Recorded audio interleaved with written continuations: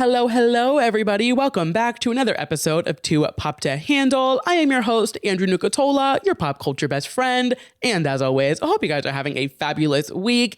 Now, not to say I'm Raven Baxter, that I predicted the future, but just as I predicted, fake spring has come and gone in New York. We are back to wearing puffer jackets. It is back to being cold as fuck outside, but it's the name of the game.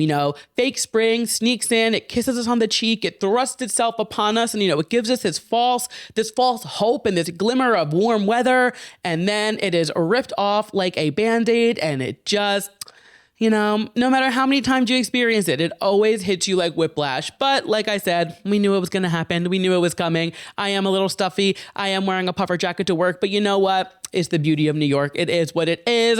Something else that has come and gone just as fast as fake spring is award season. I cannot believe we have wrapped 2026 award season. I feel like we just started recapping award shows and seeing who was winning what, the Oscar buzz, the this buzz, the that buzz. Everyone's buzzing around like a bee.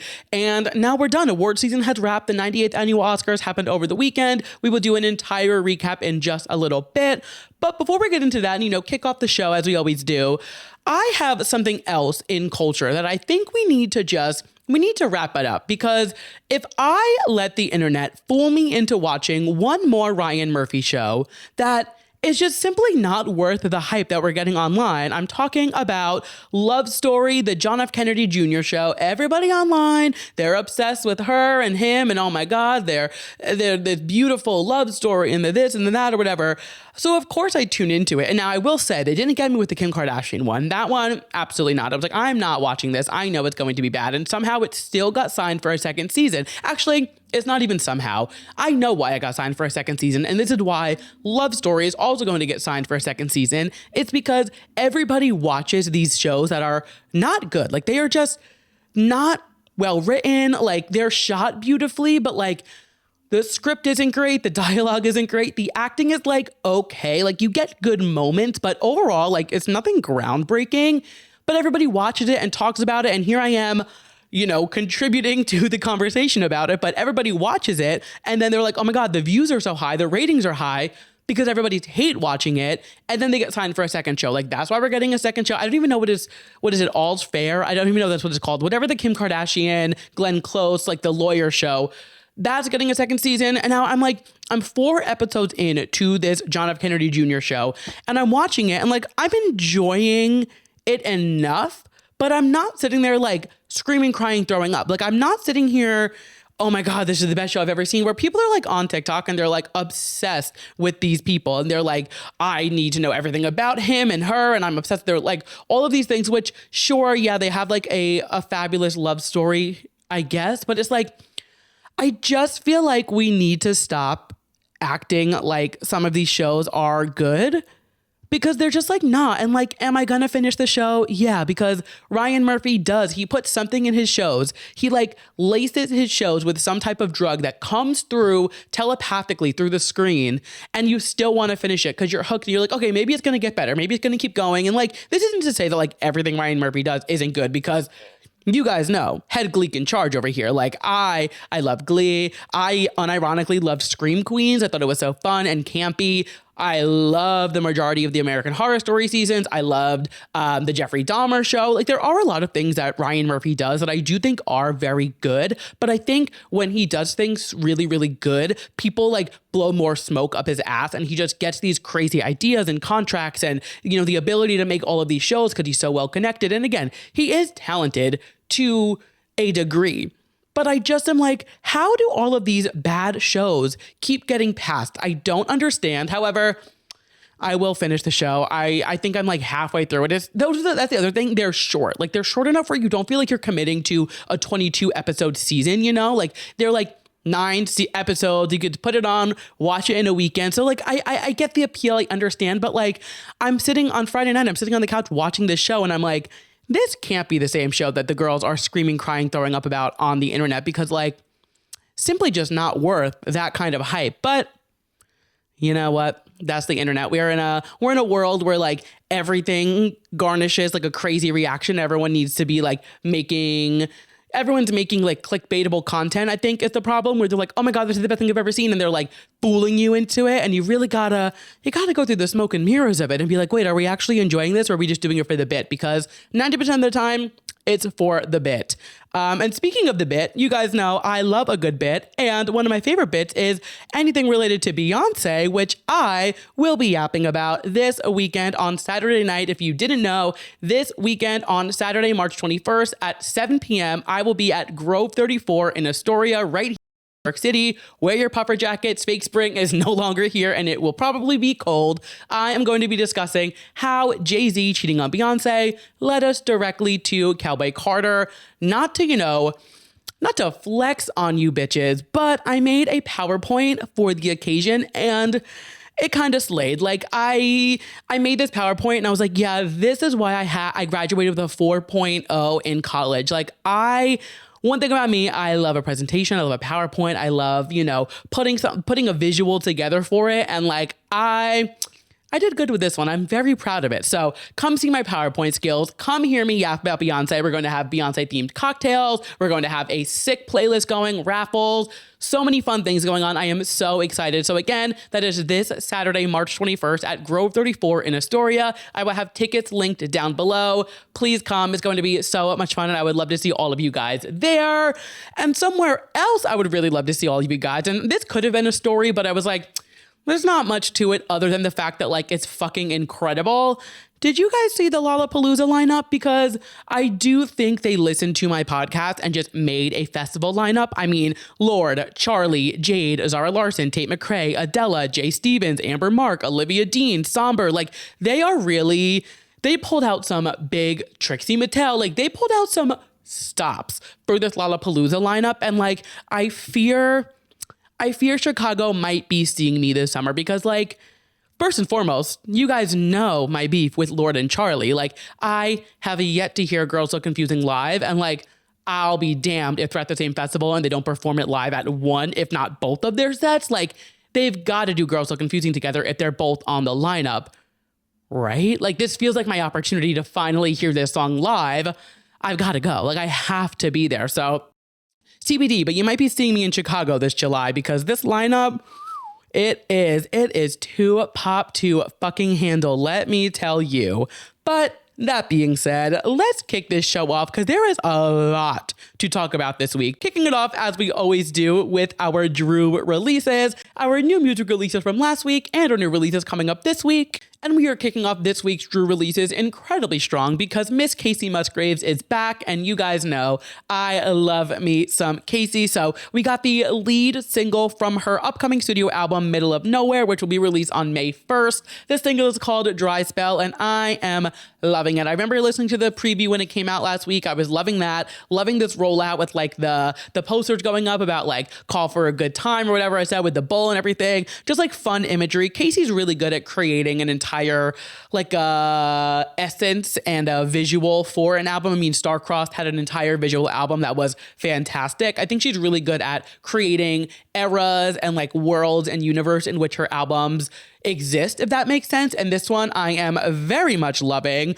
The song is very like sultry, very sexy. I mean, it's literally about having a dry spell and, she's sitting on a washing machine because it's been 360 something days. She's really opening up and she's telling us a lot about what her life has been like after she went through her divorce, after she, kind of reconnected with herself. Because when you look back at her discography, we have obviously with Golden Hour, that was so much about like falling in love with her now ex-husband, but falling in love with him. And there's so many beautiful personal love songs on that album. And then to follow that up with Star-Crossed, which is literally the story about their divorce and how their marriage fell apart and everything that happened there, to then follow that up with Deeper Well, which is all about this like soul searching and just, finding yourself again after kind of losing yourself in whatever situation it may be, to now getting this new album, Middle of Nowhere, kicking it off with this song that is all about kind of getting yourself back out there. And like you're in a dry spell, but I'm assuming the dry spell will be lifted somewhere throughout the album. And she's kind of just like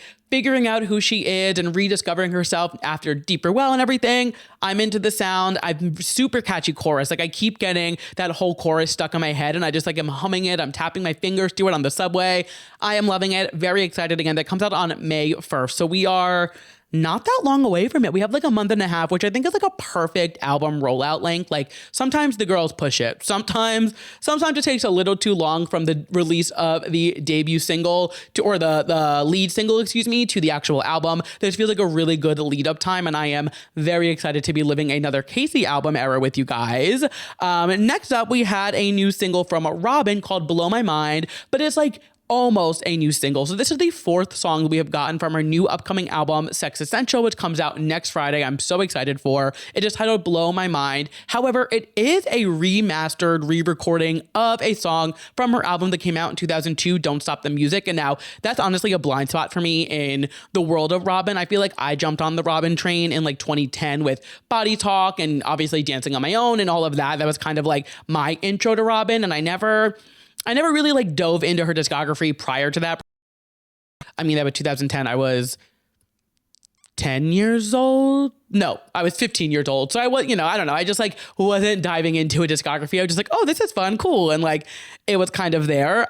So I didn't realize that this was a reimagined song until she posted it on Instagram. She said, it's messy sensations, contradicting and fighting for attention, cute aggression, total devotion. Blow My Mind is another snapshot of my love life. I love the song so much and always wanted to re-record it. This time it's about my son's tiny soft hands with nails sharp as knives. So I read that and I'm like, wait, re-record, let me look into it. I go back, I listen to the original, then I listen to the new one, and I definitely am more in tune with the new one. I think it just, I mean, again, that was a blind spot for me with Robin back then, so I wasn't as familiar with that era, and I should go back and listen to those albums because I honestly haven't. But knowing her sound and like what we've gotten over the last couple of years from her and hearing the rest of Sex Essential so far, like all the other singles, loving where this fits on the album. I'm very, very excited for this album. I think it's going to be just like an explosion in our ears. I think it's going to be something so fun and exciting and fresh and new. I mean, you guys know I love Dopamine. I think Dopamine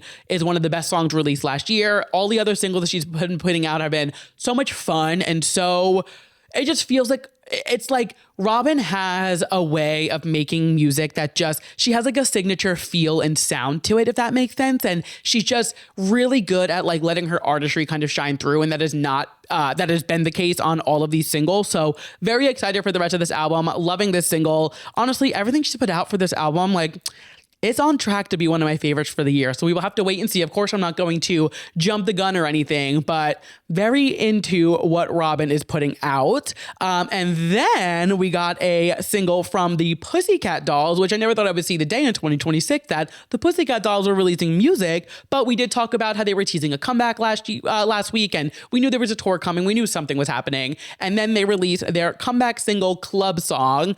And I'm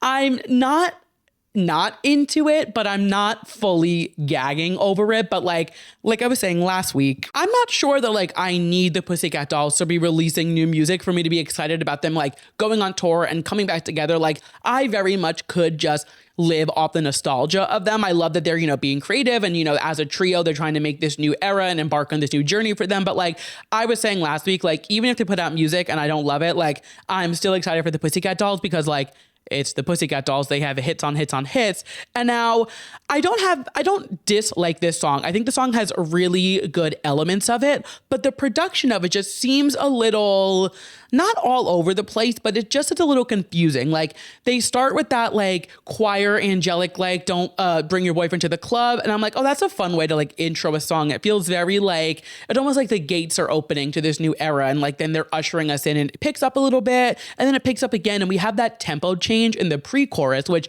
feels correct. Like the breath is picking up is very much like Move by Little Mix. And the producer of this song, his name is slipping my mind, but he produced a lot of Jade's album, which you guys know I fucking love. I can't talk about it enough. And he worked with Ray. He's worked on a lot of huge projects. Like he did a lot on Happiness Begins with the Jonas Brothers. So like historically, it's annoying me that it's like slipping my mind, but historically, I really like the music that he produces. Hang on, I'm looking it up.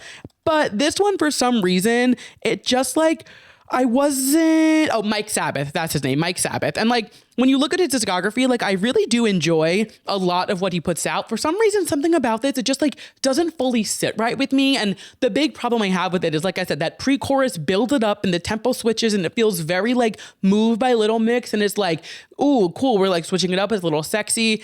And then we get that slow part again where they say, don't bring your boyfriend to the club. And then we go back into a fast chorus. And it literally, the only way I can describe it is it feels like if you were on the treadmill and you pulled out the stop and like you literally have to come to a full stop and then you start running again. Like it feels so, I don't know. It just like for some reason takes me out of the song. I'm like, wait, this does not sonically sound correct. The girls sound great. The vocals are great. Like it's a fun song. Is it basically Destiny's Child, Ladies Leave Your Man at Home? Like, yeah, it's literally the exact same essence of that with Don't Bring Your Boyfriend to the Club. But like, I mean, if I was a girl group in 2026, I would also be emulating Destiny's Child. So like, can't blame them. But you know, this is the first single they're releasing. I'm very excited to see like what else they do. They are going on a tour, which is very exciting. So we'll definitely depending on ticket prices, because you guys know these ticket prices are fucking crazy these days, but I would love to be in attendance of the Pussycat Dolls reunion tour in the year 2026. So hopefully that is in my horizon. But I think overall it's what you want from a Pussycat Doll song. It feels like Y2K. That talking at the end is so early 2000s. Like it feels like the girls are back, and I am very excited to see all of them coming back together. They're doing a lot of press right now. I know they're going to be on the Kelly Clarkson show this week, which I'm excited about. So I'm excited to see what's in store for the rest of this era and like how they kind of continue to progress through it. But this song, you know, it was cute, it was fun, but I'm not like freaking out gagging over it. But again, I don't need that from the Pussycat Dolls. Like I'm not seeking that from them in the year 2026. It's just not something on my radar. And that wraps up all of our releases from last week. I actually totally messed up, and I thought that we were getting a new Flow single last week, but we're actually getting it this Friday. So we'll get a new Flow track this Friday that I'm very excited for. And then this isn't confirmed, but I think it's pretty safe to assume that by next week, we will have a new Olivia Rodrigo single. They've been teasing it very heavily. She's like painting a new mural in LA of her new logo, and every day I believe the color gets a little bit lighter, so it appears that it's like gonna be a pink era, which is obviously not traditionally what she does. She always does like a shade of purple, so you know, big deal over at Olivia Rodrigo HQ. But I imagine we're getting a new Olivia Rodrigo single at some point this week, so we will chat all about that next week if and or when it happens. Another big release we're getting this week that I'm not going to be tuning into, but I know a lot of people will be, is BTS, their comeback album. Very exciting that they are back together. You know, they've had they were in the military doing their thing for a few years, and now they are back. They're releasing music. Not my thing. You guys know I love like a girl group, a guy group, is a boy band, boy group, whatever the fuck it's called, isn't really my thing, but I understand the hype, and I think there is obviously a market for it. So very happy for the BTS girls, but not something I'll really be tuning into, but just, it does feel like a big music release that we're getting this week. So just want to throw it out there in case anybody is, you know, looking for a new BTS album to stream this week. But that wraps up our Drew releases, which means it's time to hop into our moments from the week that were too pop to handle. But before we get into our moments from the week that were just too pop to handle, I always like to take this time to remind you guys that if at any point during this episode you are loving what you are hearing, do not be shy. Go ahead, leave me a 5-star rating, leave me a review wherever you are listening. Seriously, it would mean the world to me. It is the best way to help support the show, and it's free, which you can't get anything for free these days. So take what you can get. Even if it means you're leaving somebody a 5-star rating, you in return are getting a podcast that you love in return for it for free. So go ahead, leave me a review if you are loving what you were hearing. But of course, I need to give you a show to find out if you are loving it or not. So let's kick things off with our 2026 Oscars review. So as I said, award season has come to an end with the Oscars happening on Sunday night in LA.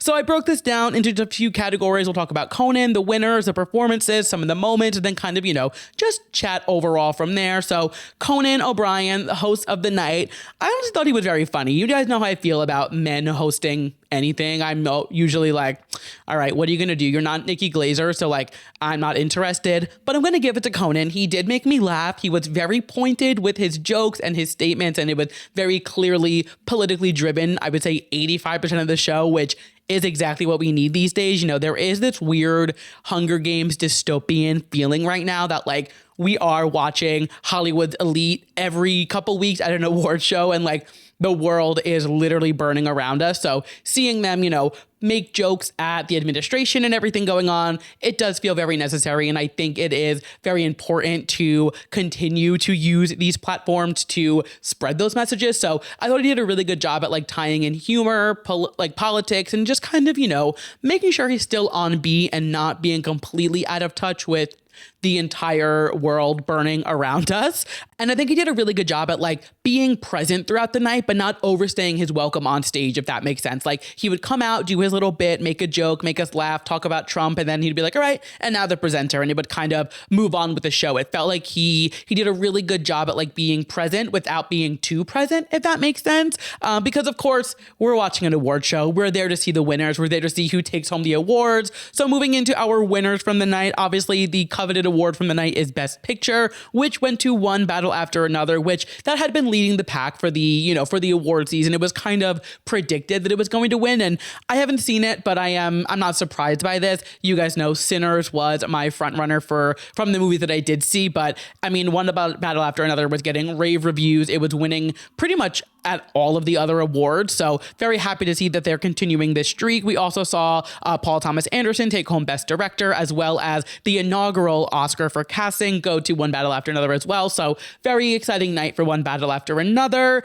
And then the moment that I had been waiting for, and the moment that I have been rooting for and hoping for and crossing my fingers, crossing my toes that we would get, Best Actor goes to Michael B. Jordan. And I couldn't be happier with this. Like, this is the exact moment that I needed. He was so phenomenal in Sinners as not one, but two characters. Like, he fully parent trapped us. He was playing two twins in this, a set of twins in this movie, I should say, and he was fantastic. If you watch this movie and you look at the way that he created these characters within the, you know, within them, like Stack did certain things this way or said things that way. I know he wore different size shoes as each character, so he would have a different walk for Smoke and for Stack. I forget which twin, but he was biting his cheek for one, so he would have a dimple as, let's say, Smoke, and then Stack wouldn't have it. Like, he did little things that made him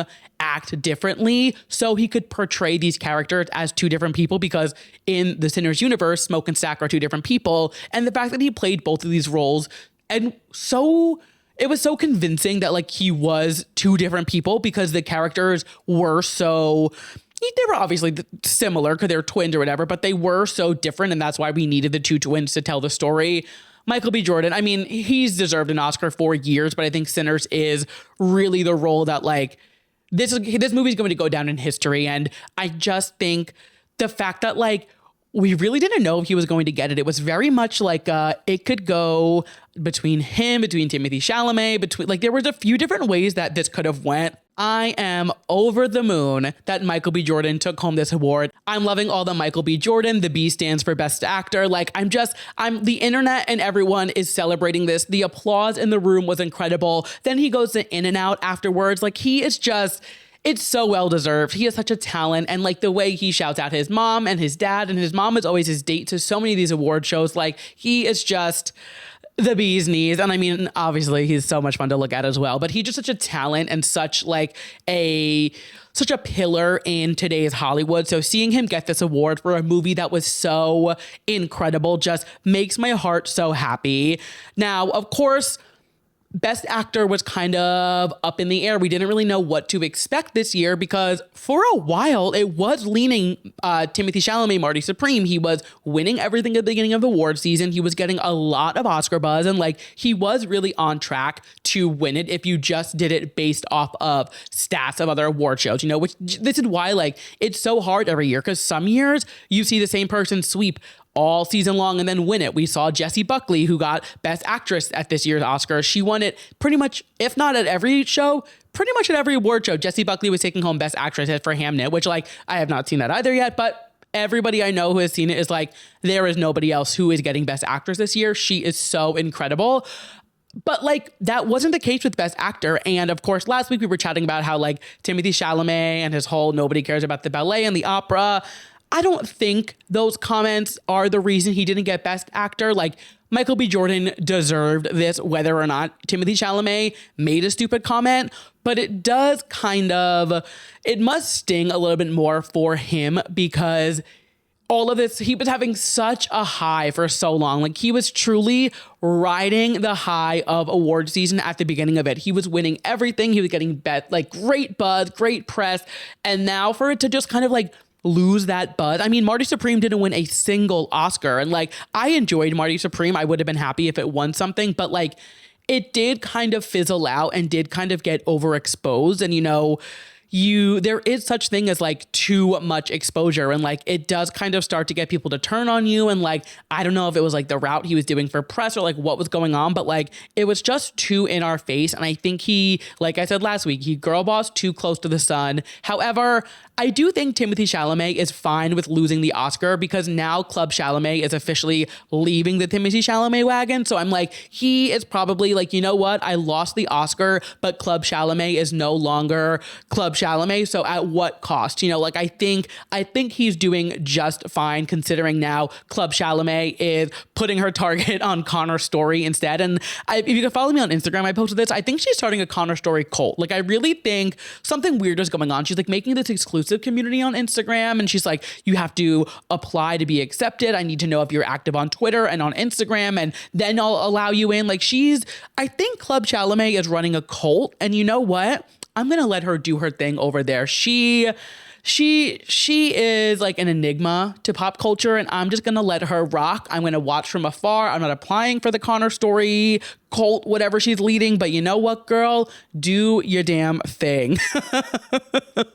Moving on through more winners. Best screenplay went to Ryan Coogler for Sinners, similar to Michael B. Jordan. This is just so well deserved, and knowing that the two of them won their first Oscar together for the same movie on the same night after their history of working together is just, it feels so correct. It's such a fun piece of movie history, seeing the two of them win for the same movie. They work together so closely and so perfectly that like knowing that the two of them won their first Oscar together on the same night for the same movie is so exciting. We also saw Sinners take home Best Cinematography and Best Original Score. Like I mentioned earlier, Jessie Buckley for Hamnet won Best Actress. Such a beautiful speech. I mean, talking about how it was Mother's Day in the UK and her mom was there with her, and it's such like I feel like there wasn't winners for the Oscars. Like one battle after another was pretty clear, but you just never know. They could always, throw in a wrench. But one clear shot this award season was Jessie Buckley winning Best Actress. And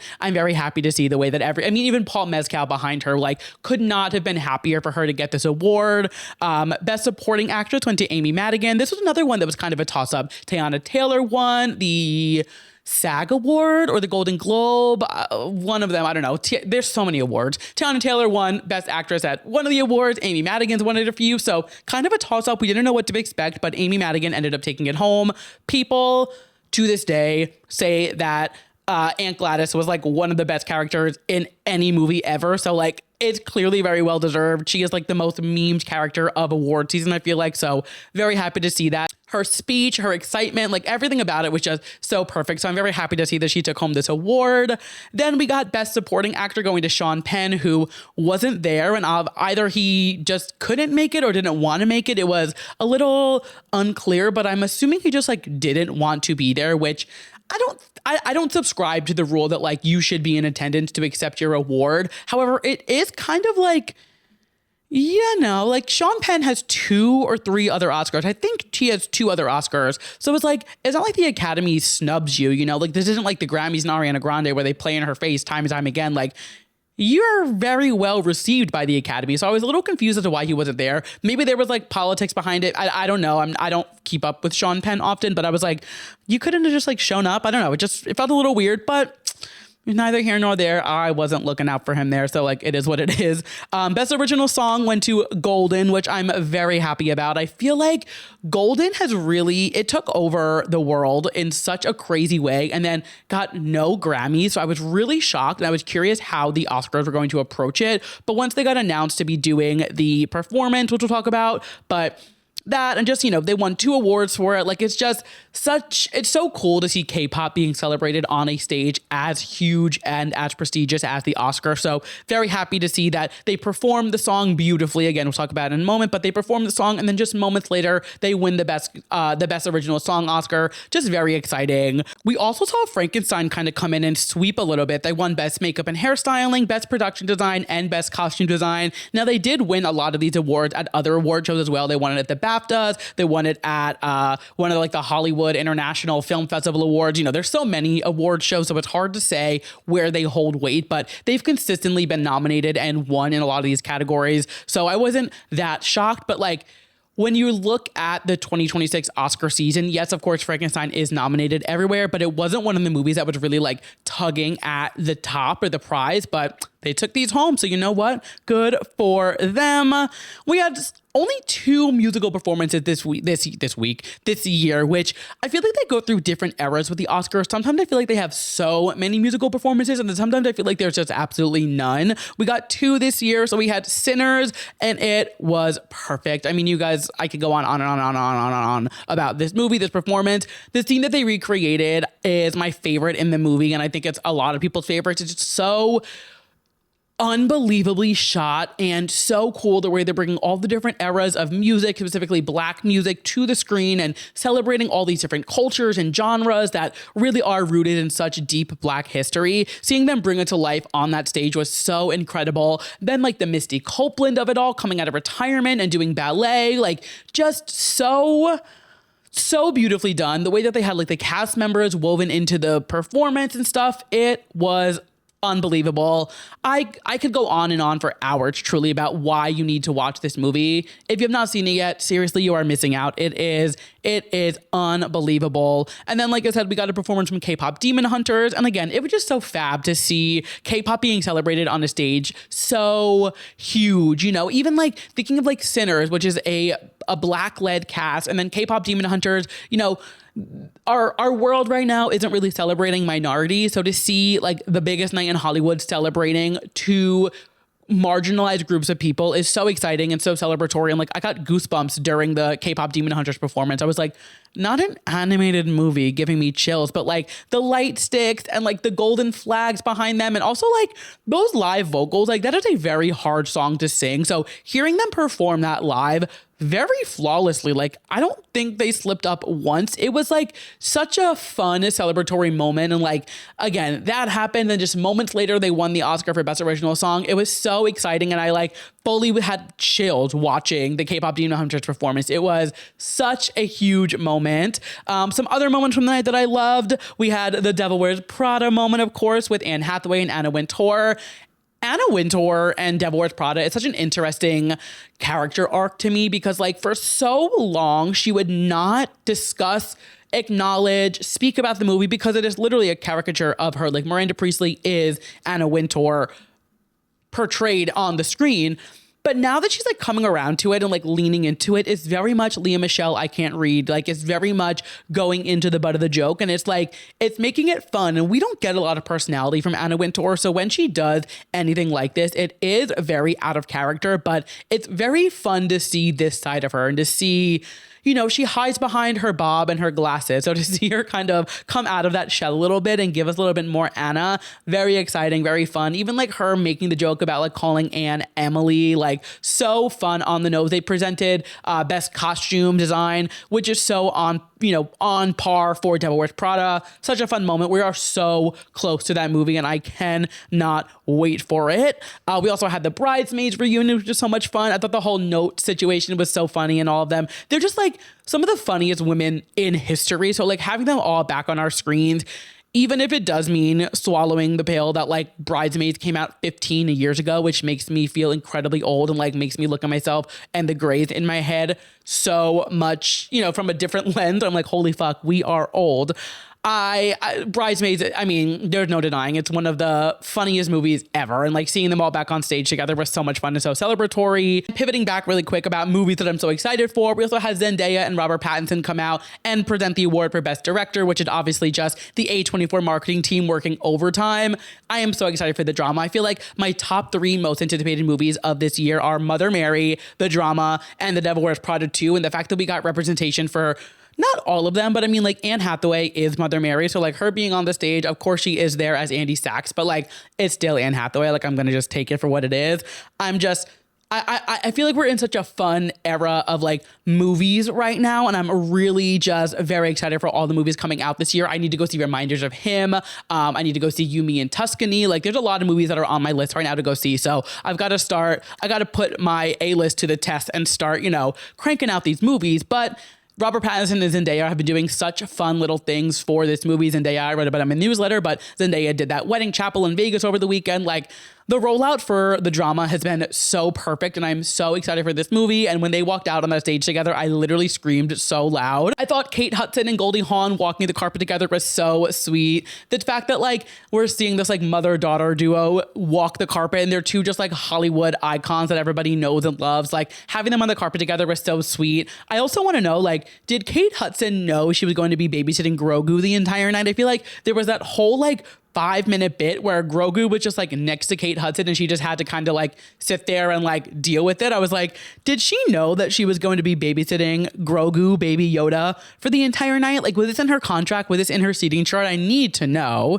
Now, the In Memoriam, I have some thoughts on. Obviously, Barbra Streisand, Rachel McAdams, like I'm going to eat it up. I love it. And of course, you like ethically can't dislike an in memoriam. Like it's literally talking about dead people. You can't be like, this was bad. And it was not bad by all means. I thought Rachel McAdams did a beautiful job at honoring Diane Keaton. I thought Barbra Streisand opens her mouth and I am going to melt into a puddle every single time. And it was just such a beautiful way to pay tribute. Like my main issue is like they're portraying Rachel McAdams' tribute as to Catherine O'Hara and to Diane Keaton. And like, yes, she did mention Catherine O'Hara, but like, if you watch her tribute back, it was all about Diane Keaton, which makes sense because they were in the Family Stone together. Like, I understand why Rachel McAdams was there to pay tribute to Diane Keaton, but like, we couldn't pull out like a Eugene Levy. We couldn't pull out like a Jenna Ortega. Like, even if it meant like cutting them in half and like giving them each, let's say it was 5 minutes long, giving them each 2.5 minutes. Like, it would just like, you can't have the Oscars happen a couple months after Catherine O'Hara passes away and not give her a big moment as well. Like, and again, yes, they did pay tribute to her, of course. And there's always the argument they didn't include this person, they didn't include that person. This is the thing with the In Memoriam. Like, you're never going to please everybody. But I was just kind of like, and this isn't like to gripe anybody else. Like, obviously Diane Keaton is Diane fucking Keaton. She deserves a 15-minute long, tribute. But I was like, Catherine O'Hara is America's mom. And like, I just felt like the tribute for her, it was a little weak. Like, I feel like they could have done a little bit better. Maybe that's just me. But again, at least we had Barbara and at least we had Rachel McAdams up on the Oscar stage. Like, I will take what I can get. But I was just a little bit like, I feel like Catherine O'Hara was a little snubbed in this In Memoriam. But you know what? It is what it is. And then on the topic of things that I didn't love, the whole situation when K-pop Demon Hunters won original song and they cut the guy off, literally he goes up to do his speech, they start playing the music and they just won't shut it off, when multiple times throughout the night, people would step up to the mic once the music started and they were like turning the music off and letting them speak. I did not like that at all. That pissed me off, but I'm not a producer on the show, so what can I say? But overall, I thought it was a good show. Like, it wasn't anything groundbreaking. I don't think it's like an Oscar that's going to go down in history. We didn't have like a La La Land Moonlight moment. We didn't have, anything crazy like that. We didn't have a slap across the face, But I do feel like, it put a bow on top of award season. And, now we can start getting ready for next year's award season and go on to whatever is next in pop culture. I feel like we've got like Coachella coming up, Met Gala. Those are like the two big things that come up next. Well, the real big pop culture moment coming up is the Hannah Montana 20th anniversary. Don't get me wrong, which actually reminds me, next week's episode is going to be a day late because it comes out on Tuesday, the day that I usually record. So I'm going to watch it on Tuesday, record on Wednesday, and then it will be out on Thursday. However, it will be worth the wait because I am having Molly, who is the co-host of Talk Miley to Me, come on and not only talk about Hannah with me, but Molly is going to join me for the entire show next week, which I've never done before. I've never had somebody join the entire show. I've had people come on for segments, and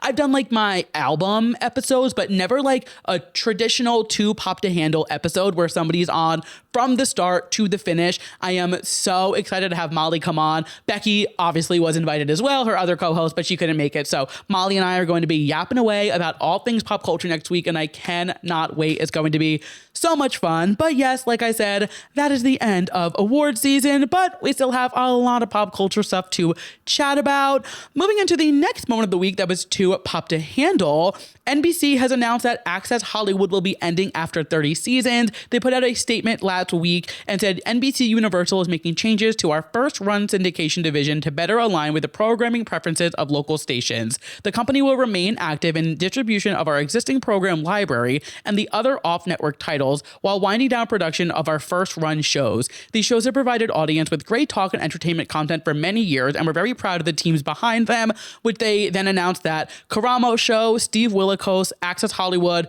and there was a few other shows I believe that were also canceled, but the big one to me is Access Hollywood. And I say big one to me because I grew up watching Access Hollywood. Like that was what kind of got me into like journalism and entertainment journalism and everything like that. But it really does kind of give you like a wake up call of like where we're going in media and like the way that media that we grew up with, which I imagine is how like our parents felt when like they were getting all their news from like newspapers and magazines. And then the TV networks kind of took over, and there was Access Hollywood, there was E, there was TMZ, like there's all of these televised programs, and that kind of dominated the media space for a while. And now we're going into this new era where, I mean, I'm recording an entertainment journalism show in my living room. Granted, I am nowhere near the success or, credibility of Access Hollywood, but like we are in an era where a lot of people are reporting on things and people can get their news in so many other places. We're not in a monoculture world anymore. Like not everybody is watching the same news, the same shows, getting the same articles. Like people have access to so much media at their fingertips that like we don't need one show to give us all the news. There's so many other ways to get it. You can get it on TikTok. You can get it through a podcast. You can get it through a newsletter. You can get it through your article. There's so many ways that you can consume these days where like it is kind of going into this new era of media and entertainment journalism specifically. Now, of course, the elephant in the room is the ongoing mergers that are happening. And unfortunately, I am employed by said merger. So like, I'm not going to go too deep into it, but it is very crazy watching what's happening in the landscape of entertainment right now. And like the alleged silencing of certain networks and like the way that a lot of networks are canceling shows and, not airing certain segments in certain areas. And like, there is this weird silencing that's happening with our administration and, everyone involved there.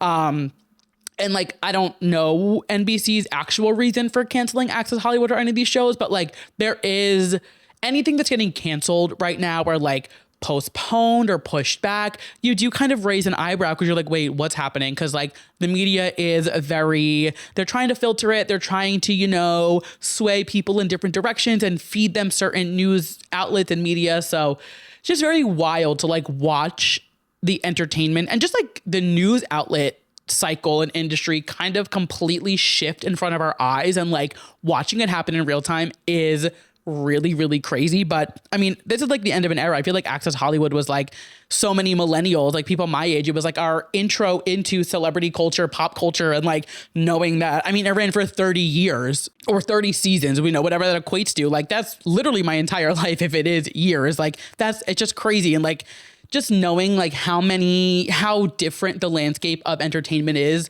these days, it's really makes you think like what we're going to lead into in the next couple of years, like in the next decade, what is going to be the dominating news outlets and what is going to be like the preferred method of receiving this news and things like that. And of course, this is all just like entertainment, you know, celebrity, pop culture kind of stuff. But like it starts with that and then it kind of bleeds into other things. So it's something to just kind of like keep an eye on for sure. But definitely the end of an era. Like Access Hollywood is something that my mom and I would watch all the time. Like every night I feel like we would have it on in our house, just like hearing what's going on, seeing the interviews and stuff like that. And it really was like part of the foundation of this podcast, like years and years. I haven't watched it in years, which is also the problem. Like nobody's watching these shows anymore because you can consume this media or make your own show. You know, there's so much more access these days, so you don't need Access Hollywood, but like definitely the end of an era and very sad to see just like things that we all grew up with and loved kind of coming to an end where you thought these like legacy names and legacy brands would never go away.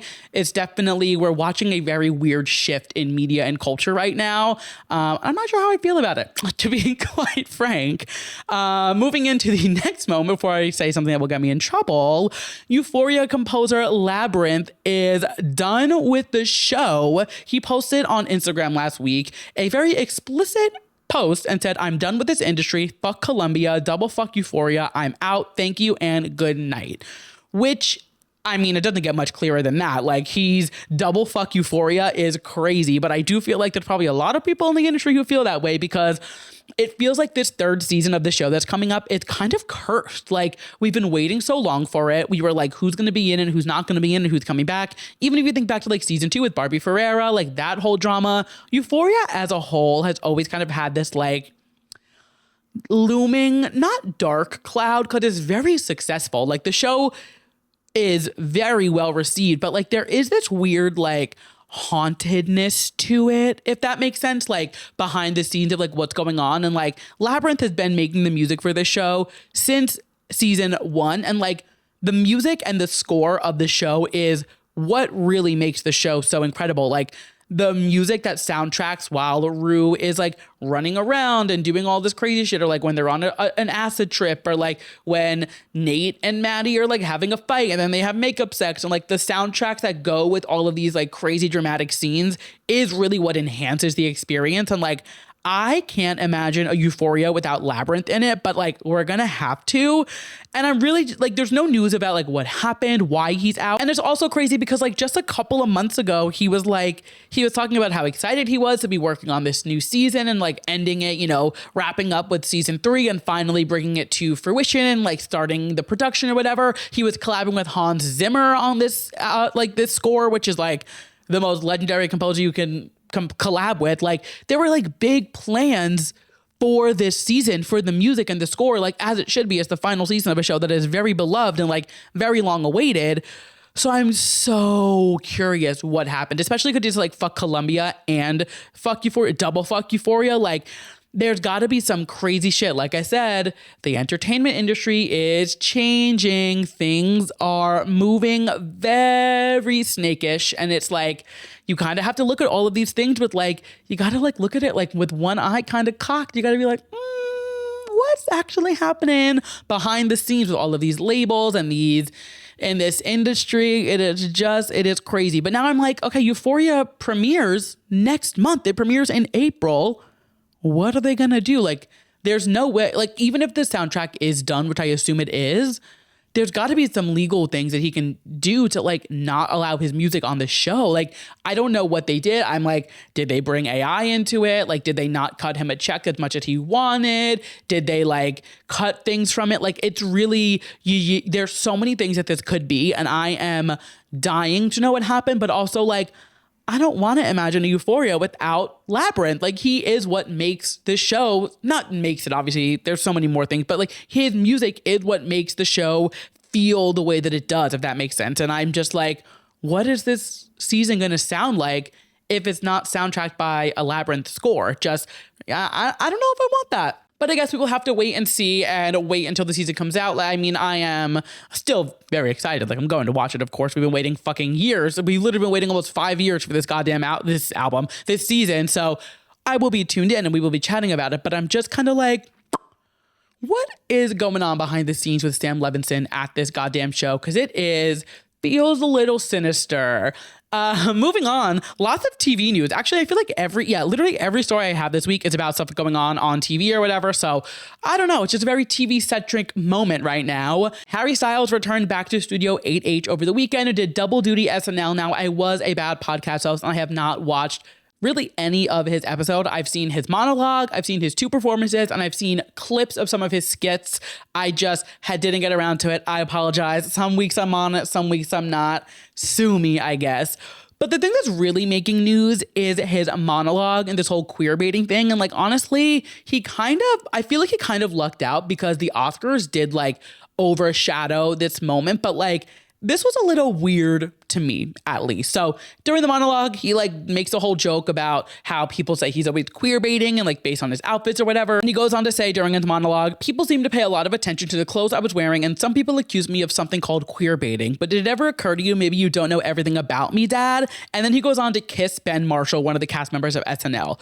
And like, I get why they did this. And like, I never subscribed to like Harry queer baiting because I was like, we don't know his sexuality necessarily. I mean, ask a Larry Styleson girl and they will tell you he is gay, but I'm not insane like the Larry girl. So, but like, I was like, he very well could be bisexual, queer, whatever. I mean, we've never seen him with a man, which does, there's like an unfortunate narrative around bisexuals that like they use it as like a tag to be part of the LGBTQIA plus community, which I don't subscribe to. I think there's so many different expressions of sexuality and queerness and like you're just like sexually attracted to men, but you're romantically attracted to men and women. Like there are, other ways. There's so many different ways that you can present in your sexuality. And Harry does get a lot of the brunt of like the queer baiting allegations. And he loves a dress. He loves a sequined little moment, things like that. And like whether he's queer or not, it doesn't really, I don't know. To me, it's never bothered me. Like as a gay man, I'm just kind of like, let him do what he wants. Like there's so many bigger problems in the world. However, this did kind of rub me the wrong way because it almost feels like he's like mocking it to an extent. And like, maybe I'm reading into it the wrong way and like, I'll eat my words. Maybe like I need to rewatch it and like, I don't know. But like having him kiss Ben, I was like, is Ben gay? I don't think Ben is gay. Like, I don't know if he's out or like whatever, but I was like, it just seems like it is SNL. Like they literally are a sketch comedy show. Like it is a joke, but I was just like, this didn't seem like the way to address the queer baiting allegations. And it just seemed like it was kind of like rubbing it in our face that like, it is none of our business. It literally is nobody's business, his sexuality or anybody's sexuality. But like, it is such a topical conversation that like, he's now opened those floodgates of like, oh, hey, I know about what you're saying about me. And here I'm going to kiss this guy, but like still continue to only date women, which again, there's nothing wrong with that. Like queerness is a spectrum, there's no right or wrong way to be gay, bi, lesbian. Like there's no right way to do any of this stuff. There's no right way to be a straight person. It's just how we're human beings, like there doesn't need to be like all these labels on it and stuff. And I didn't have a problem with like the queerness of Harry Styles because I was like, oh, he's just exploring his femininity and his sexuality. And like, I'm into it. I think it's fun. Like, I don't mind a man in a dress, it's something fun to look at. I don't mind it. But then like to do this, it just felt a little like slap in the face to the queer community specifically. And it's like, oh, you're like, you don't know everything about me. So I'm going to kiss this man who's also not out and or might not even be queer. It just felt very weird to me. And like, I understand for the ha-has, but like in today's world, I just feel like we shouldn't be using queerness as the punchline. Like in today's political climate, I just don't know if using like now is not the time to make a joke about whether you're gay or not. Like it's like people are being suppressed and silenced by the government every single day. ICE agents are literally allowed to start targeting trans people in the next few weeks. It's like, now is not the time to make a joke about queer baiting Harry Styles. Like, you had all this time. You were wearing all these pretty jumpsuits and wearing these dresses and doing your thing and running around in your little your booty shorts and doing whatever. And then you pick now when like our government is targeting queer people left and right to, I don't know. It just seemed a little strange to me. And like, don't come for me, you know, Harry girls out there. I'm a Harry fan. I love this album. I am a huge fan, but I'm just like, this seemed a little distasteful. And again, it's SNL. You should not take it that seriously. But it is kind of hard to like watch famous people live their lives and like be able to make jokes about things. I even like think it's weird when like people make jokes about ICE. Like Cardi B, she's obviously like making jokes about it on tour, and like it is funny the way she's fighting with the government, but it's like she made another joke recently and I'm like, all right, like we are getting to a bit of a point. Like ICE agents aren't funny and like queer baiting isn't funny. Like they're just like a certain line I feel like that people shouldn't be crossing in today's political climate. And I hate to get political on you guys because, you know, that's not what we're here to do, but it just seemed a little distasteful to me, the Harry Styles of it all. But I do think it's getting buried by the news. Like I do think the Oscars and it was like perfect timing for him to make an insensitive joke. And maybe I'm reading into it too much. Like maybe I'm too sensitive. I don't know. Like who knows, you know, like still gonna kiss all the time. I'm still gonna disco occasionally. Like I'm still gonna do my thing and like whatever. But I just was like, this doesn't seem like the right time to make a joke about queer baiting when queer people are being targeted every single day. But you know what? He made the joke. His episode kind of got buried in the news cycle. And here we are moving on with life and just hoping for the best. Jesus Christ. We live in the bad place. Moving into the next moment of the week that was too pop to handle. Christine, Quinn, and Heather L. Moussa are rumored to be returning to Selling Sunset season 10. Now, this is not confirmed. It did go out on like Thursday, Friday as like, Christine Quinn returned, blah, blah, blah, big news. And then like it was quickly like, hey, it's actually not confirmed. It's just like in talks and negotiations, which I normally wouldn't bring something to the show that isn't like fully confirmed. You know, I like to bring like fully developed and blossomed stories. However, the thought of Christine Quinn going back to Selling Sunset after the way she treated some of the girls who are still in the office, let us not forget the reason she got fired from the show is because she bribed a client to not work with Emma because she was convinced that Emma was dating her boyfriend at the same time she was. Like, Christine did some crazy shit on that show. Was it entertaining? Absolutely. Will I still be watching if she's back on the show? Absolutely. Do I think she's a bad person? Absolutely. But like with Chrishell leaving the show, I do think they need something big to bring season 10. And if you were listening to my recap of Selling Sunset this season, I'm pretty sure it's literally titled Chrishell Stouse's Still Mother, because it's just like my favorite way to title any Selling Sunset episode, because like Chrishell Stouse or die. But I was saying, like, with Chrishell Stouse leaving Selling Sunset, it does kind of like put a pit in my interest, because I'm like, I don't really need to watch the rest of these people without Chrishell. Chrishell is what made the show for me. Like, there was a world where, I mean, I loved Heather, which if she comes back, I would be thrilled. I loved Heather. She was one of my favorites while she was on. I'm kind of off the Emma train after everything with her boyfriend, because he was a scrub and she like allowed him to use the N-word and like make homophobic jokes in front of Chrishell and her partner. Amanza, like, I'm fine with, I don't mind, but I'm not tuning into the show just to watch Amanza. Mary, whatever. Bree is a mean girl. Who am I? Chelsea.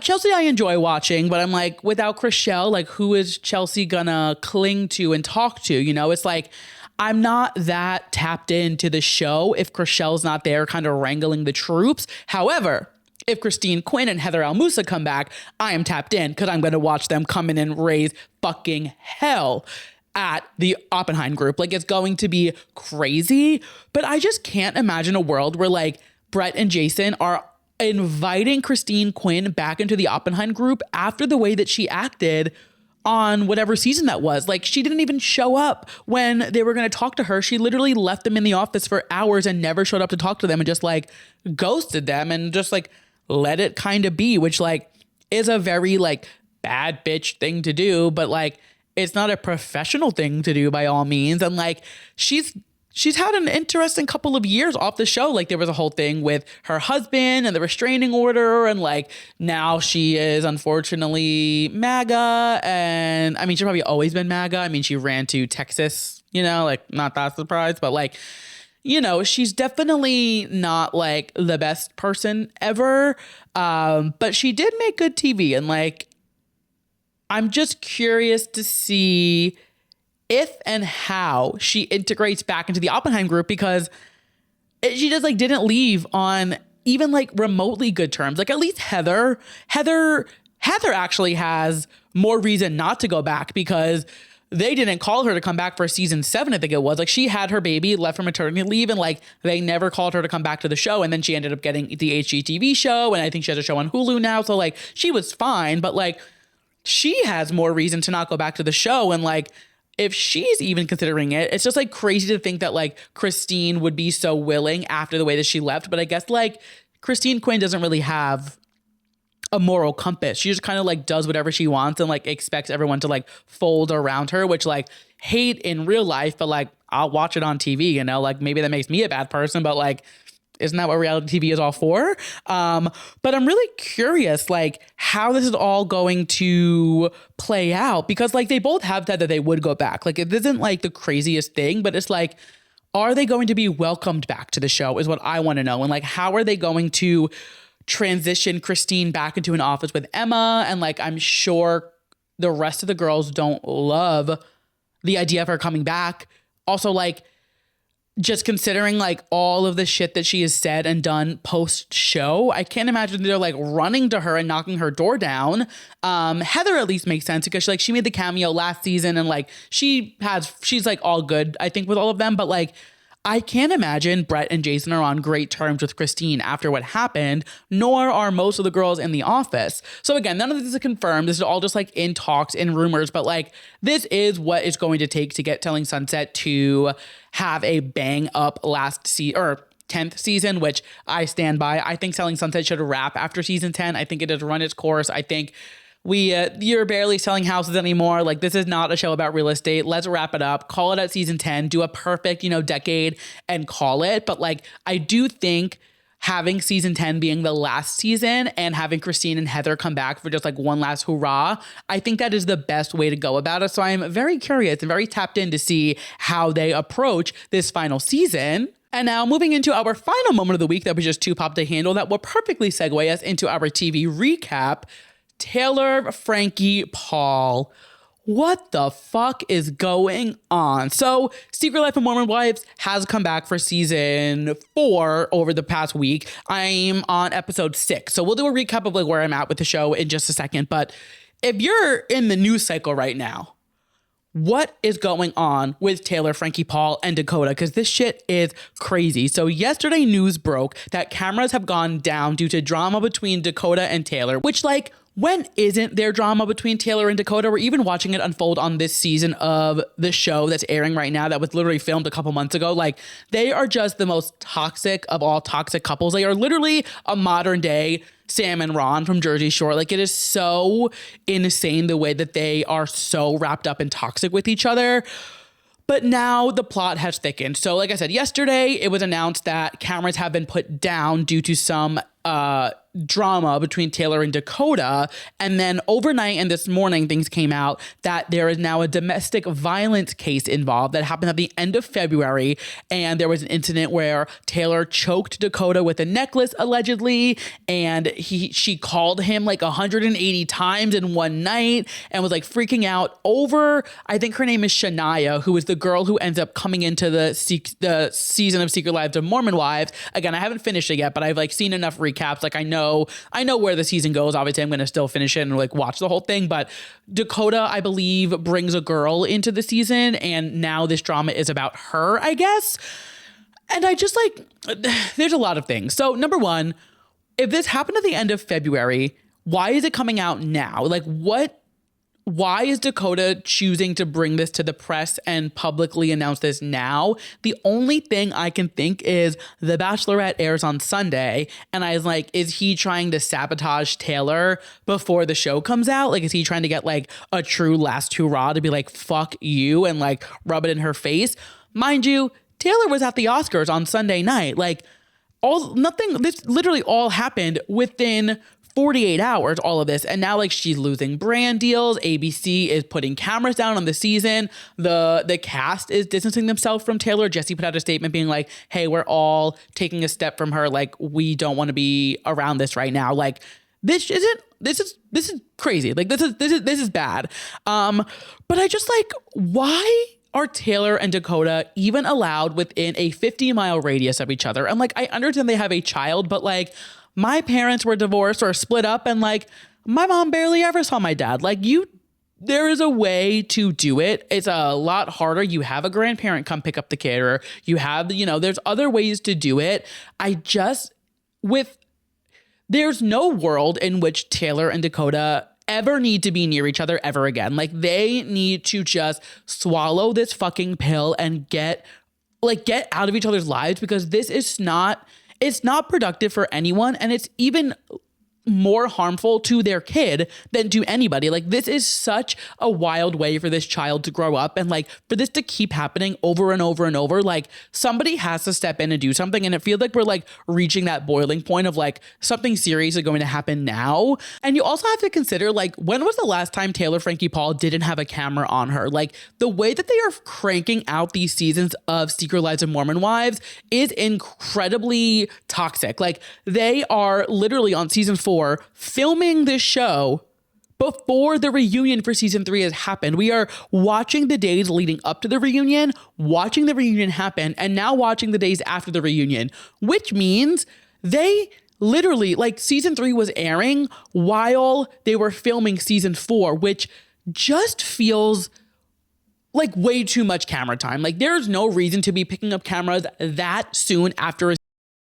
And then if you consider, like, Dancing with the Stars started in September of 2025, and they're recording all of that, and it is out now in March. So September, October, November, December, January, February. That's 6 months ago that they were filming these episodes, and they are already out. Like, that feels like a crazy turnaround. Not that, like, it's impossible to do. Like, that is very, they are a huge show. They make a lot of money. They're able to hire the editors and producers to put the show together that fast. It's not the output that's crazy. It's the fact that, like, these are human beings who are now never getting a break from the camera. Like, they are literally never not being recorded. I can't imagine when they have downtime without cameras around. And then you think of Taylor, she leaves on this season, or like leaves the season of Secret Lives and goes to film The Bachelorette. She gets back and now she's already filming season 5 again. Like, when was the last time Taylor was not being filmed, whether it's for TikTok, whether it's for a TV show? Like, she needs to like go off the grid for a very long time. And like, it's sad to watch, because we are watching this girl who is so not in a good headspace or good mental capacity. Like, she is so hurt and deeply hurt. Like, she is not just like, oh, I need to go see a therapist. Like, she needs some serious help. And it's really sad to watch. Like, she needs to not be on TV. She is not in the right mindset to be on television right now, in any capacity, but especially not in the capacity that Secret Lives of Mormon Wives is pushing her to. And like, I'm not condoning domestic violence. I'm not saying she is right for any of this, but like, you have to consider like what is going through her head when she is literally. The show is called Secret Lives of Mormon Wives. There was nothing fucking secret about it, because they are filming 365 days a year. Like, they are literally never not sharing their lives, which is their own decision. This is all things that they have brought upon themselves. Even prior to that with TikTok, they are always posting on TikTok nonstop. That's literally how this all started. But it's like, it feels like a social experiment. Like, Secret Lives of Mormon Wives literally feels like a social experiment about like what happens if we just film people nonstop while they're filming themselves for TikTok, while we're filming for a TV show, and just push them to their limits. It's like there's got to be some type of law put in that like they need 3 months off of filming and 3 months of silence or something. And it's like, yeah, maybe they're making a lot of money and like they're getting a lot of opportunities, but like it is not worth the stress that it is putting all of them through. It's crazy to watch. And speaking of watching, just getting into the season and kind of transitioning to our TV recap. So I am on episode 6. So we are about to see the Unwell event with Macy and Jesse. So I'll get into that in just a moment. But first things first, I fucking hate dad talk. I don't want to see another episode centered around dad talk. I don't want to hear the words dad talk. I don't want to see Jordan on my screen for another fucking minute. I don't want to see Dakota on my screen for another minute. I don't want to hear about dad talk anymore. I don't care that they went to the villa. I don't care that they're in LA. I think they're all little bitches for flying Dakota out while they're in LA for Dancing with the Stars. Like, they are so... It's the same thing with like housewives. Like, once a husband gets involved, it completely negates the situation and makes it just feel so like, oh, actually, like I don't give a fuck about this. I don't want to hear or see dad talk ever again on this fucking show. I am sick of them. I'm watching Secret Lives of Mormon Wives, not Secret Lives of Dad Talk. And I get that we're going to see the husbands. I understand they're going to be in it, but like, let's go back to season 1, season 2, when they were just like in the show sporadically and like not now main characters of the entire season, because I can't fucking watch them any longer. Somebody else I don't want to watch any longer, and I guess I won't have to, is Demi. I haven't liked Demi for the last like 2 seasons. I feel like she's just really been not a good friend or person, especially like all the Jessie drama and like everything with Marciano. It's just been a lot with her. And of course, I was saying this last season as well. Obviously, if whatever happened with Marciano and her being a victim of sexual assault and everything, I believe all of that. I believe that she did have something against her judgment happen, because like, and if not, she's a fucking psychopath. But the way that she's approaching these things and the way that she is treating her friend in these moments are so uncalled for. I don't like the fact that she's in and out whenever she wants. And the girls keep saying that. Like, she chooses when she wants to be on camera. She chooses when she doesn't want to be. She's like, oh, I'll go to this event. I won't go to that one. It's very opportunistic. It's very much using the group for the benefits. And it's exactly why I don't love Whitney. I will say, shock of the century, hell might freeze over, but I am coming around to Whitney a little bit. I think she is on a redemption arc, and I do think like season 1, season 2 Whitney is not who we're seeing in season 4, and I think she's had a lot of time to kind of like get her shit together and kind of, you know, come into this new person. I'm not fully sold. I'm not on the Whitney train, but like I am coming around to her, to at least like tolerating her, but we'll get into her in just a little bit. However, why is she in a recording studio and recording a cover of True Colors with Brett? Because if anybody's true colors come out on this show, it is Demi. Like, she is always showing her true colors and constantly proving that she is a bad friend and not a good person. So for her to be in the studio recording True Colors is very ironic, and it makes me crack up. Also, why are Demi and Jesse friends again? What happens between these seasons? The Stockholm Syndrome? How do they forget about everything that happened? Like, why are Demi and Jesse going to like counseling as friends? Like, why are they acting like things are peachy keen and great and fine when they're not? They're just not. Like, they have had such a crazy friendship fallout to me that is irreversible. Like, that is irreversible damage to a relationship or a friendship that I would never be able to go back to. And the fact that they're like, now they're not, but like at the beginning of this season, they're like trying to be friends again and going to there. I'm like, you're both fucking crazy, aren't you? Like, I love Jessie. Jessie is one of my favorites, but like, she might be just as crazy as them, but like, at least she has some morals, you know, like at least she has a backbone to her where Demi does not. I don't understand why they're even trying to be friends again. It just seems so pointless. Like, what are you gaining from that? I don't understand. I will say the storyline between Whitney, Michaela, and now like Macy and the three of them kind of forming their trio again. It is very sweet. And Macy and Michaela are my two favorites of the entire show. It's like Macy, Michaela, Jessie are my top three. So Macy and Michaela like coming around to Whitney is like, okay, maybe she isn't that bad anymore. Like I really do judge the girls based on where they stand with Macy and Michaela, because I just feel like they're the only two level-headed ones in the entire group. So I am happy to see them kind of all reuniting and coming back together. They posted a TikTok together sometime this week. So it is nice to see that like everyone's coming down. And when you think about what happened with the show and like the swinging scandal and like all the drama at the beginning, like there was a huge shakeup in a very jarring community. I mean, they're Mormons. Like that, what happened with the swinging scandal and everything was so crazy. And like they already kind of had targets on their back because they were posting on TikTok the way that they were, and like they were a little more scandalous. So I understand where Whitney was a little tapped out and needed to be a little more guarded in the beginning seasons. But again, seeing Macy and Michaela kind of welcome her back and them all kind of being friends, like the moment at Whitney's event where Michaela and her have that hugging moment and Michaela's like, I'm so sorry I wasn't there for you during your newborn stage. Like it's really sweet to see them all kind of have that human sense, to each other.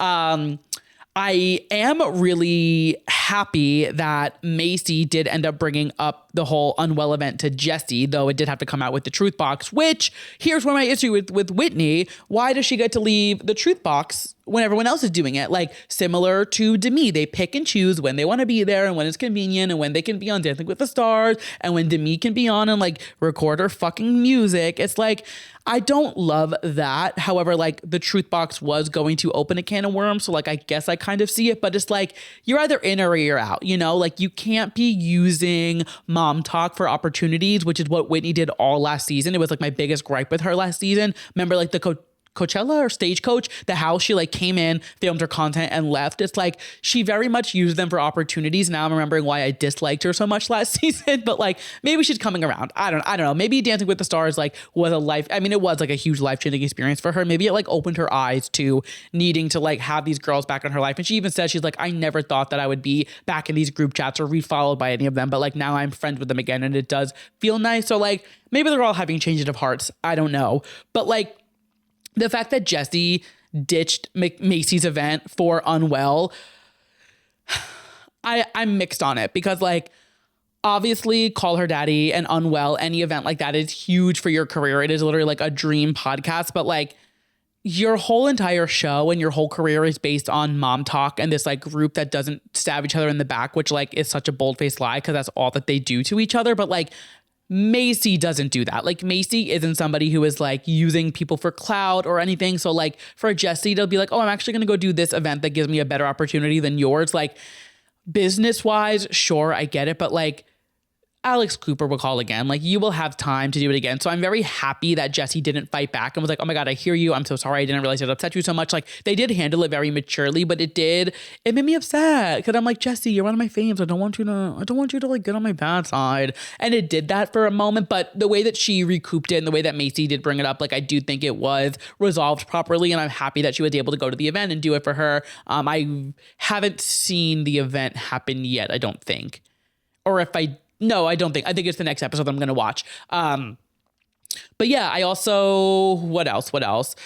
Watching Jen go on Dancing with the Stars when she is like literally just gave birth is crazy. I feel like Jen had a really rough time last season, and seeing her back on camera and being able to film and stuff, it really shows like she's done some work on herself because she does seem like she's in a good place. She seems a little more guarded this season, I will say. She's a little more reserved. So I'm curious to see if she like crumbles or anything. I don't want her to. I'm not preying on her downfall. I enjoy Jen. But I'm curious to see like how she's actually doing and, everything with her marriage and everything. I'm just, it seems like she's doing well, but I'm curious to see if she's like putting up the facade because she like doesn't want to be portrayed the same way as last season. Obsessed with Layla calling Demi and on speaker with all of mom and dad talk in the room and being like, so why aren't you filming? And her not knowing they're there. Obviously that is so shady, but like, fuck Demi. I don't care. Like let Layla lead that pack and do what she has to do. Also, like, watching Layla and Mason, I think his name is, and knowing that they're not together anymore, I'm like, this is very interesting, watching a couple. And that just goes to show, like, how quick they turn these episodes out. Like, this was less than 6 months ago, and, like, they're already broken up, and, like, they're already filming a new season. It's too much. It is too much filming. I think that covers majority of everything and everyone. I know we're ending in Michaela and Jace getting a divorce. I haven't gotten there yet, but I know it's coming. I just actually saw, like, I think I'm like mid-season because we got like a mid-season trailer, and like, it's getting juicy. Like, this show, I get why they film so much because so much happens, but like, there's got to be some type of protection against these girls because it's not healthy to be on camera as much as they are. But I will probably finish by next week, especially considering I'm recording late next week. So I will try to wrap up and finish and give you my final thoughts from the season next week. But until then, it's another day in the workroom, and we are recapping RuPaul's Drag Race season 18. And this week we are toasting to no other than Alyssa Edwards. Now, I do have to go into this and say, Discord is so painfully delusional. It's honestly inspiring. Like, obviously she's got to like figure out some type of like level-headedness and like understand like, hey, you aren't doing great in this competition. And that's okay, but like, she is so delusional about it. Like, even being like, oh, I don't care that you girls said I should be going home. It's okay. She's so unbothered. It's truly inspiring, but I'm like, girl, you've gotta come down to space. Like, you gotta come down to Earth. She does not need to go to space. She's already fucking there. I'm like, girl, come on, like, come back down to Earth. You've got to be serious about this. Like I said, it is the toast to Alyssa Edwards, which I think is so funny that like we had the whole Alicia Edwards moment or whatever, and like now Ru was just capitalizing on it and playing around with it. Very funny. So it is a toast to, but of course it is a roast. And it was all right. It wasn't a groundbreaking roast. There was a groundbreaking moment, but it wasn't a groundbreaking roast overall, which is fine. You know, this cast has been very strong. I think they have their weeks that are great. They have the weeks that aren't so great. This was like a fine week. There were definitely people who were very strong. Kicking it off with Discord Adams. She started so good, and then it kind of fell flat as it went on. Like, the delusion must have kicked in. She thought she was just killing it, and she just kept going and like wasn't reading the room to like pivot her jokes or like try something new or try like an infliction differently or like do something silly. Like, she kind of like spilled her drink and like it just lost all the fizz, you know? It was disappointing because I feel like Discord has her as the Pope was hilarious. Like, she has a good sense of humor, but it wasn't there for this, and it just wasn't for me. Next up, Jane Don't. To no surprise, this was incredible. She is so smart. She is so good. She just got it. Like, all of her jokes were great. Her timing was great. The punchlines were there. Like, she is so smart. She's definitely, if she's not winning the season, she's top 2. Like, she's going to the end. She is truly incredible. Next up, we had Juicy, and putting her after Jane was criminal. This was just, it wasn't great. It wasn't great. I think she got in her head. She's a little too self-conscious, and like, the fact that Alyssa Edwards roasted her back and it was the funniest part of her entire roast, that's not a good sign. Like, if the person you are roasting roasts you back and that's the funniest part of your entire roast, yeah, it's not great. So it's always very sad to, not see Juicy do her best, but is it that sad? Because when Juicy doesn't do good, we get to see her lip sync, and I could watch Juicy lip sync for hours. So though I am sad to see her not succeed, we end up winning in the long run. And then the moment of the entire episode, Darlene Mitchell. What is wrong with you? Genuinely speaking, what is wrong with Darlene Mitchell in the highest regard? Like, I could not believe what I was watching on this stage. It was incredible. Not all the jokes were funny, and that's what was funny about it. Like, she had some good jokes. She had some funny moments, but a lot of the moments weren't funny, but the way that she caught them was perfect. She had a bit, she had the props, she had the social cues to be like, oh, that joke didn't land. Let me do something outlandish, and let me grab a clown nose. Let me grab a plastic burger. Let me throw my cards and make let me do something fucking stupid, and it's gonna make them laugh. And it was so perfectly done. This is going to go down in Drag Race history, not as one of like the best roasts ever or anything. It's going to go down in history for a queen who knew this wasn't her strong suit, but she knew where to put her strengths in. Like maybe a roast isn't her forte. Like maybe she's not well sought out for a roast, but she is well sought out for like being silly and campy and having props, and like she knew how to integrate them into her roast, which made it unique and made it her own. And that's what RuPaul wants to see. Like Ru wants to see you make a challenge your own. And like she was still roasting them. She was still making jokes about them. And some of them were funny. Like she did have good ones. But when they weren't funny, she knew how to ham it up and knew how to just like add that kitschy, silly, it was stupid. It was so stupid, but that's why it was good. It was just from start to finish, she really knocked it out of the park. Even ending with the Michelle, why you mad? And pointing at her shoes. Like everything was just so ridiculously stupid. And I loved it. It was perfect. Start to finish, I absolutely loved it. Next up, we had Nene, and I thought she was really funny. Nothing crazy, nothing, out of the box, but she got some good laughs. She looked gorgeous, but I think she had some good jokes. I think she did a good job. She was safe for sure. Then we had somebody who couldn't have been less safe, and that is Kenya Pleaser. This was just... it wasn't great, which is sad because she has the energy, she has the charisma, uniqueness, nerve, and talent, if you will. But the jokes just weren't landing, and I think she just was like relying on personality a little too much and like wasn't having well thought out punchlines enough. She just kind of was like leaning on her, which works sometimes, but not in a roast. A roast needs to be intentional. A roast needs to have a clear through line. You need to know like, all right, I look at every roast joke as like a takeoff or a plane. It's like, all right, you set it up. It's like you're buckling you're putting your tray seat up, you're putting your table thing up, you're putting your seatbelt on. That's you setting up the joke. And then you take it off as you give like the main punchline. And then if they laugh, they land. If not, the plane blows up. Like you have to like fully stick the landing with the roast and like have it be a well thought out, followed through joke for it to make. And hers just weren't following through properly, if that makes sense. And spoiler, she goes home.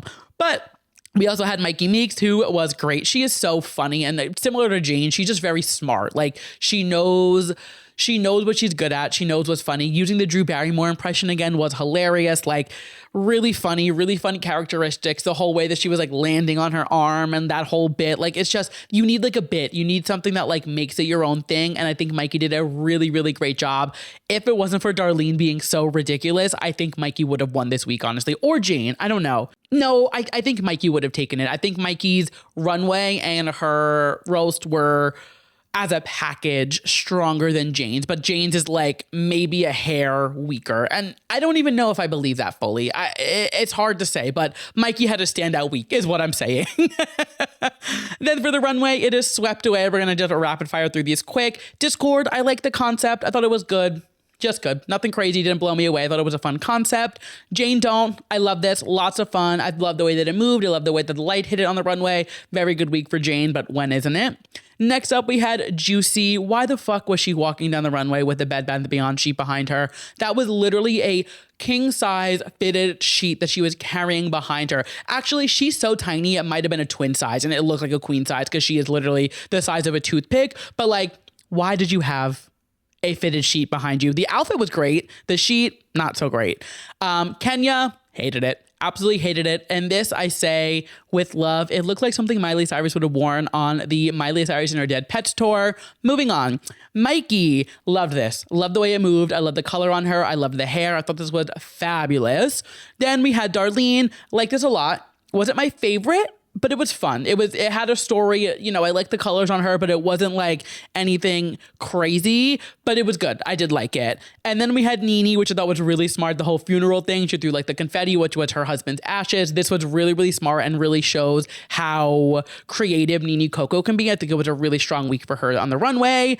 And then we have Darlene Mitchell winning this week, which means she gets her first win, and it is so well deserved. Like I said, this roast was so fucking stupid, and I loved every second of it. I'm so happy that Darlene now has a win under her belt. But with a winner means there has to be somebody in the bottom. And this week, the bottom two are Juicy and Kenya, which I agree with.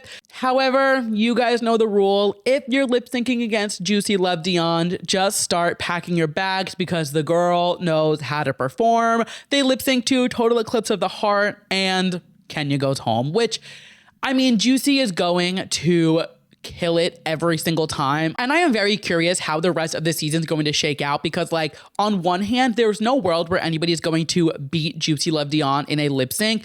And on the other, with all due respect, there's no world where Juicy Love Dion is America's Next Drag Superstar. So, like, who's gonna beat Juicy in a lip sync? How is she gonna get knocked out? Because I'm assuming there's gonna be a lip sync Lollapalooza at some point. And, like, Juicy's going to devour. Like, that is made for Juicy. So I'm really curious, like, is it going to come down to, like, Juicy in the top two lip syncing her way to the top and then, like, morally somebody else getting the crown for being, like, a better, well-rounded drag superstar? Which, again, I went into this as Team Juicy. I love Juicy, but, like, she's not giving America's Next Drag Superstar, and that's okay. Like, that is fine. But I'm like, are we going to see, like, a Georgia's moment where she, like, lip syncs all the way to top two and then, like, obviously she doesn't win the crown? I don't know. We will have to wait and see, but we're coming down to it. We got a top six now, finally. Somebody went home. So we are at top six, which things are winding down. We're coming to the end of the season. But with that, we have made it to the final segment of this week's episode, which means it is time for my yes and my mess of the week. My yes being something I am loving and my mess being something I am not loving. And we always start on a high note. And my yes this week is the fact that my mayor, Mr. Zohran Mamdani, that cutie patootie who is in charge of New York City, has officially established the first ever mayor's office of LGBTQIA plus affairs, which is also going to be led by a trans woman. I could cry over this news, truly. Like, we are living in a world where queer people, but more specifically trans people, are being constantly silenced, suppressed, erased from history. And knowing that Zohran knows how integral queer people are to New York City, and he is taking extra measures to make sure we are protected, not only with this new office, but by putting a trans person in charge of this new department, it feels so incredible to know that I voted for this man and put him into office and helped make New York City even better than it already was. And, like, knowing that he is taking these measures to protect my community and so many other marginalized communities right now. So Taylor Brown, who is currently the Assistant Attorney General in the Civil Rights Bureau of the New York State Attorney General's office, will serve as the office's director. The office will oversee city initiatives that concern LGBTQ plus New Yorkers and advance anti-discrimination measures while also reinforcing sanctuary protections for LGBTQ plus community. Taylor Brown goes on to say that New York has given me everything: life-saving health insurance, education, a home, a career, my chosen family, and a life of purpose, and said that she is so proud to be appointed as the inaugural director of the office, saying, I will work every day to ensure that the doors of New York City remain open to all and continue New York City's legacy as a beacon of opportunity and hope for those who have been ignored, discriminated against, and intentionally excluded. This is music to my ears, and knowing this is happening in my city, knowing this is happening in a place that I voted for this, it's just truly, like, can bring tears to my eyes. And this is why it is so important to vote locally. And now I know anybody listening who might live maybe in the Midwest or in a state where, like, queer people aren't as celebrated as they are in New York, I understand this might feel almost like, fuck, this is never going to happen in my city, but you need to keep voting in your local elections. It is so important. This would not be happening if New York City did not show up the way that they did for Zohran. I just think it's more important now than ever to vote locally and in your smaller elections to end up having these ripple effects go into the bigger ones. And, like, if this isn't a sign to, like, get out and vote, go out and canvass, go to a rally, spread the word, send an infographic to a friend, have conversations with your friends when these elections come up. Like, it is so important. I know midterms are going to be coming up soon. Like, we need to be speaking to our friends, talking to our representatives, and, like, being more vocal than ever. And, like, let this story, we have a trans woman leading New York City's first ever LGBTQIA plus Office of Affairs. Like, that is unbelievable. And, like, that's in New York City. So I know this is a far off concept for other places, but, like, that is incredible. And I could not be happier to read this, to report this. Like, it is just fucking unbelievable. I am so grateful to live in a city that Zohran Mamdani is the mayor of and is continuing to just like make it a better place for all of us. Makes me happy, gives me a glimmer of hope. And after all that positivity, we have to end it with my mess of the week and, you know, talk some shit. Oprah sat down and interviewed the woman who was involved in the Coldplay kiss cam drama. And now this is low hanging fruit. This is lowbrow content for Oprah. Like, why is Oprah interviewing this woman to begin with? Like, this is Oprah fucking Winfrey. Why is she interviewing her to begin with? And why is she interviewing her in March of 2026 when this happened in July of 2025? It just is like, not only is the moment so far gone and like respectfully, who gives a fuck anymore? And like, I gave a fuck so heavily when this happened. I was so tapped in and so invested. I don't care anymore. I don't think about these people. It is gone. We are living in 2026. You have about 37 seconds before a new moment comes and pushes you out. Look at Harry Styles queerbaiting on SNL, got pushed out by the Oscars. Like, you need to act on a moment fast. And I just am like, how much money did this woman pay Oprah to allow her to sit down and do an interview with her? Because even the people in the audience, they were acting. Those were actors. We are going to see them on Broadway in movies in the next 3 to 5 years. The way that they were acting in that crowd. Now she's coming out and she's saying, oh, my husband and I were separated. My daughter texted me when I got there and said, how funny, you and dad are both at the show. Like, what are the odds? Like, if you and your husband were separated when you got caught cheating on the kiss cam, then you weren't cheating. And why was it such a big deal? Why did you run away from his arms if you weren't worried about getting caught doing something you shouldn't have been doing if you and your husband were separated? Like, it just feels so obvious. This is like a PR stunt and she's trying to just like, maybe she's going for a new job. Maybe, you know, her unemployment ran out and she needs to like start applying for jobs. Nobody wants to hire her because she's a cheating little girl. But like, if you and her husband were separated when this happened, why was that not part of your statement when it came out?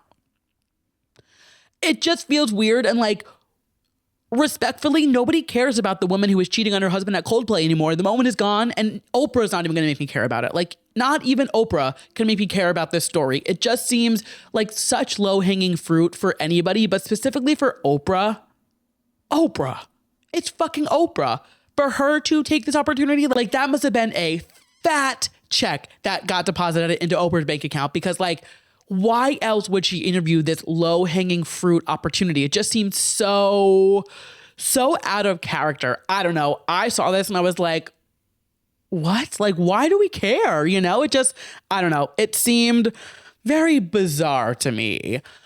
But isn't everything these days? Like, isn't everything fucking weird? The whole world is falling apart and we're just here yapping away, trying to get through the day.